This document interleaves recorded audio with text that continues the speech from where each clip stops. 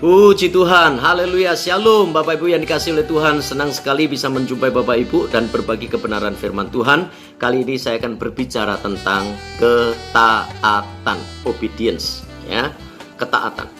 Nah, mari kita akan belajar tentang ketaatan. Saya akan membagikan 3 berkat tentang ketaatan. Yang pertama, ketaatan itu tidak membutuhkan pertimbangan. Suku Tuhan Yesus itu diperintahkan oleh Bapaknya, ya, untuk menjadi juru selamat buat saudara dan saya, ya. Tuhan Yesus datang ke dalam dunia ini dan rela memberikan nyawanya demi kita. Dia rela membiarkan tubuhnya terpecah-pecah. Dia membiarkan darahnya mengalir tercurah untuk mengampuni segala dosa dan pelanggaran kita. Dia tidak mempertimbangkan untung dan rugi. Yang dia lakukan adalah, pokoknya aku mau taat terhadap kehendak Bapa. Taat itu apa sih? Taat itu artinya mendengar dan melakukan perintah yang Tuhan mau kita kerjakan segera tanpa ada penundaan. Menunda itu adalah benih embrio dari ketidaktaatan. Ketaatan itu tidak membutuhkan pertimbangan nanti untung apa enggak, rugi atau enggak. Kalau untung saya mau mengerjakan, kalau rugi saya tidak mau mengerjakan. Saudaraku yang dikasihi dan diberkati oleh Tuhan, kalau engkau masih mempertimbangkan untung dan rugi, artinya engkau sebenarnya tidak taat sama Tuhan. Ketaatan tidak membutuhkan pertimbangan apapun, termasuk untung dan rugi. Percayalah, perintah Tuhan itu selalu untuk kebaikan saudara dan saya. Karena itu, lakukan saja apa yang Tuhan perintahkan buat kita. Yang kedua, saudara, ketaatan itu artinya siap menghadapi resiko apapun. Dan percayalah bahwa di balik ketaatan kita pasti, sekali lagi, di balik ketaatan kita pasti ada kemuliaan dan berkat yang Tuhan sediakan buat kita semua. Saudaraku, kita belajar tentang Simon Petrus. Satu kali Simon Petrus gagal menangkap ikan, padahal dia punya pengalaman sebagai seorang nelayan. Ya, kita tidak perlu meragukan kemampuan atau profesionalismenya seorang Petrus sebagai nelayan penangkap ikan. Tapi hari itu pengalamannya tidak bisa menolong dia. Dia gagal total. Dia tidak dapatkan 1 ekor ikan pun. Dia nihil hari itu, tidak dapat apa-apa. Waktu dia ketemu sama Yesus, Yesus tanya, apakah kamu punya lauk pauk? Tidak, Tuhan. Oke, sekarang kamu pergi saja ke tengah laut lagi.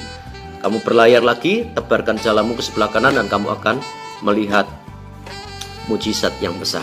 Kamu akan dapat ikan yang banyak. Simon Petrus memang sempat berargumentasi, sempat mempertimbangkan, ya.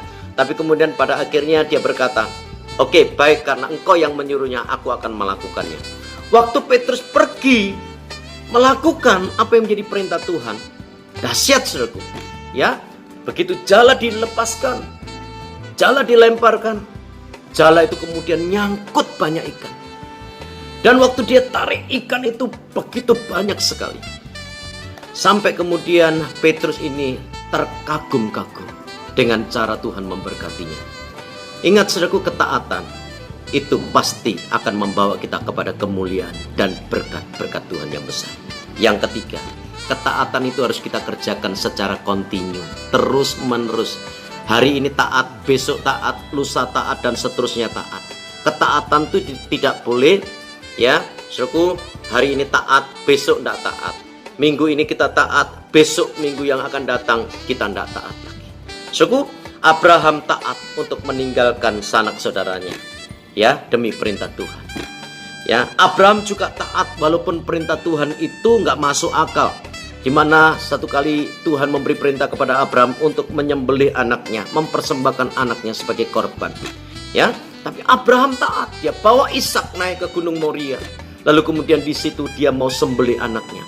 Pada waktu dia mau sembelih anaknya, ya, dia dicegah oleh malaikat Tuhan dan berkata, Abraham, jangan kamu apa-apakan anaknya. Sekarang aku tahu, ternyata engkau lebih mengasihi aku. Ternyata ketaatan itu adalah ekspresi dari kasih kita kepada Tuhan. Kalau kita bicara tentang kasih Tuhan tanpa ketaatan, itu bukan kasih. Kasih yang pura-pura. Kasih itu di dalamnya pasti ada ketaatan. Saudaraku yang dikasih Tuhan, taat itu unik, saudara. Ya, kata taat itu unik. Taat itu kan T-A-A-T. 4 kata, 4 huruf, ya. Lalu kemudian menjadi satu kata. T-A-A-T. Dibaca dari kiri ke kanan, bunyinya taat. Dibaca dari kanan ke kiri sebaliknya, maka dia akan tetap berkata taat. Artinya apa, saudaraku? Tuhan mau di segala waktu, di kanan dan kiri, di atas, di bawah, dimanapun saudara berada, Tuhan mau kita tetap dalam ketaatan.